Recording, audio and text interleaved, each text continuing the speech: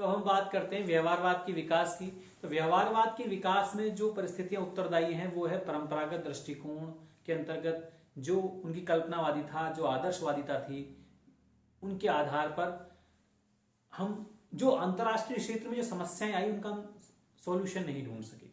जैसे प्रथम विश्व युद्ध का होना, 1930 में आर्थिक मंदी आई, फिर सेकेंड वर्ल्ड वॉर हुआ। इनके कारणों की जब खोज की गई और परंपरागत दृष्टिकोण ने जो विचार दिए थे उनमें इनका सॉल्यूशन समाधान करने की कोशिश की गई, तो वहां उनका समाधान नहीं मिला, क्योंकि जो परंपरागत दृष्टिकोण के अंतर्गत जो विचार दिए गए थे वो कल्पनावादिता पर आधारित थे, उनमें वैज्ञानिकता नहीं थी। जो समस्याएं पैदा हो रही थी हमारे अंतरराष्ट्रीय जगत में उनका समाधान उसमें नहीं मिला। जब समाधान नहीं मिला तो ये सोचा जाने लगा कि इनके समाधान के लिए नए रूप में विचार दिए जाने चाहिए। समाज विज्ञान में ऐसे सिद्धांत विकसित किए जाने चाहिए जिनके आधार पर इन समस्याओं का हम समाधान कर सकें। तो इस प्रकार परंपरागत दृष्टिकोण के प्रति जो असंतोष था उसने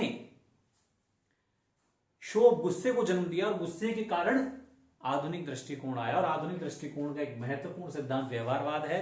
सामान्यतः बता दूं व्यवहारवाद क्या है। व्यवहारवाद वह सिद्धांत जो तथ्य और वैज्ञानिकता के आधार पर सिद्धांत बनाता है, मनुष्य के व्यवहार का अध्ययन कर अपने ऐसे निष्कर्ष देगा जिन्हें सत्यापित किया जा सके। जैसे प्राकृतिक विज्ञान में सिद्धांत है, ऐसे आधुनिक दृष्टिकोण में भी सिद्धांत होने चाहिए। यही व्यवहारवाद का उद्देश्य है।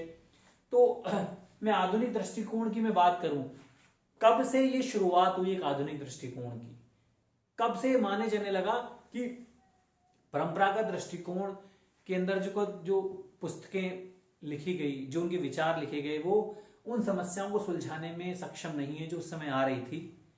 तो ऐसे कई विचारक आए शुरुआत में, जैसे टॉकविले का बहुत बड़ा नाम है, टॉकविले, democracy in America, democracy in America महत्वपूर्ण पुस्तक है। 1835 में पुस्तक आई थी। ये वो पुस्तकें हैं जिनमें आधुनिक दृष्टिकोण की झलक देखने को मिली।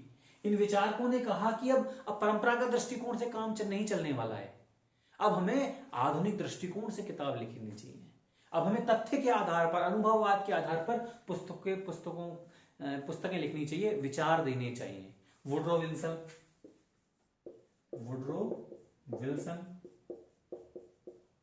Congressional government,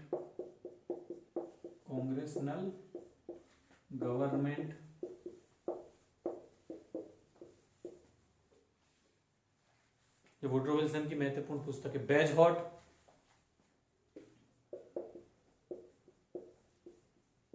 physics and politics,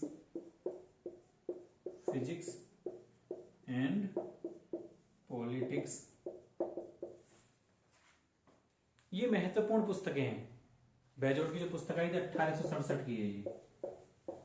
तो ये 19वीं शताब्दी में चीजें शुरुआत हो गई धीरे धीरे। इन किताबों में ये कहा जाने लगा कि अब हमें आधुनिक दृष्टिकोण भरना चाहिए।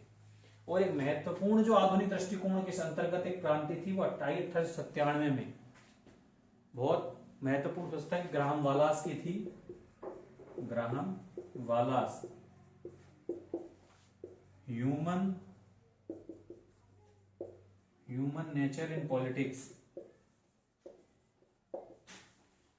और 1908 में आई थी आर्थर बेंटले की,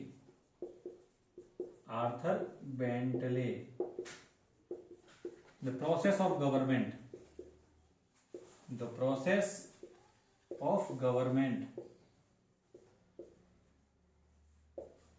तो ग्राहम वालास ने जो पुस्तक लिखी थी ह्यूमन नेचर इन पॉलिटिक्स, उसमें उन्होंने मनोविज्ञान का अध्ययन किया, मानव के व्यवहार का अध्ययन किया।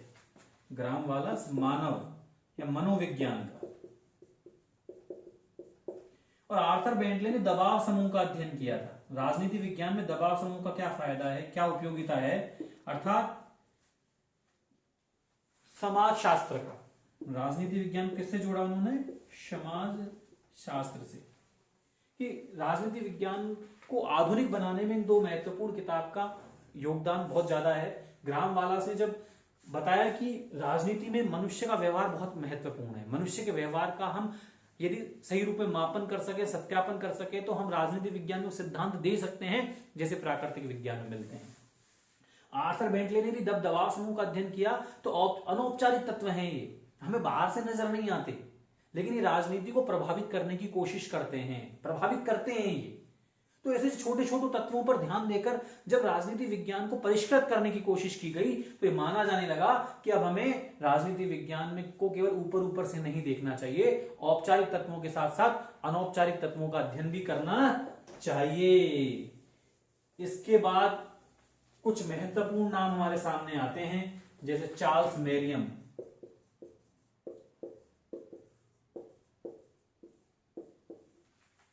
ये बहुत महत्वपूर्ण नाम है आधुनिक दृष्टिकोण के अंतर्गत। इन्होंने 1925 में किताब लिखी थी new aspect of politics, new aspect of politics. इन्होंने सबसे बताया था कि राजनीति क्या है, सत्ता का संघर्ष है, शक्ति का खेल है राजनीति। क्या है, सत्ता का संघर्ष है, सत्ता का संघर्ष है और सत्ता के लिए संघर्ष है। हम देखते हैं, अब हम समझ सकते हैं सत्ता के लिए क्या है राजनीति, सत्ता के लिए संघर्ष। काफी हद तक आधुनिक दृष्टिकोण हम सब देख रहे हैं यहां पर। फिर आया लासवेल। इन्होंने एक बहुत महत्वपूर्ण पुस्तक लिखी थी politics, who gets what when and how. Politics, who gets when and how. इन्होंने भी कहीं न कहीं राजनीति विज्ञान को आधुनिकता से जोड़ने की कोशिश की। तो ये मैंने आपको सारी किताबें बताई, कहीं न कहीं ये वो किताबें हैं, ये महत्वपूर्ण पुस्तक हैं जो कहीं न कहीं राजनीति विज्ञान को आधुनिक दृष्टिकोण से जोड़ा इन्होंने, और इसके आधार पर राजनीति विज्ञान में आधुनिक दृष्टिकोण की एक शुरुआत हुई। और इसमें सबसे बड़ा नाम है डेविड ईस्टन का। डेविड ईस्टन ने 1953 में पुस्तक लिखी थी पॉलिटिकल सिस्टम, पॉलिटिकल सिस्टम। इसमें लिखा था राजनीति मूल्यों का आवंटन है, मूल्यों या संसाधनों का क्या है, आवंटन। अर्थात हम जानते हैं किसी भी राज्य में संसाधनों का सही रूप से वितरण जो करना है वो ही बताती है वो संस्था सफल हुई है अथवा असफल हुई है। क्योंकि हम जानते हैं हर राज्य में संसाधन कम होते हैं, लोगों की संख्या ज्यादा होती है। तो संसाधन है, जो संपदा है, उसका सही तरीके से लोगों में वितरण करना ही क्या है, राजनीति है। राजनीति निर्णय लेने की कला है। डेविड ईस्टन बोलते हैं इस चीज को, क्या बोलते हैं, राजनीति निर्णय लेने की कला है। संसाधन किस आधार पर किस रूप में लोगों को वितरित किए जाए कि वो सही रूप से उनका आवंटन हो सके, समाज न्यायपूर्ण हो सके। संसाधनों का सही रूप से जो आवंटन है वो ईस्टन ने बताया। तो ईस्टन ने एक बहुत अच्छी परिभाषा दी और कहीं राजनीति विज्ञान को और अधिक परिष्कृत बनाने की कोशिश की। और हम जानते हैं जो व्यवहारवाद के प्रणेता हैं वो भी कौन है, डेविड ईस्टन है। इन्होंने एक महत्वपूर्ण जो किताब लिखी थी करंट मीनिंग ऑफ बिहेवियरलिज्म, व्यवहार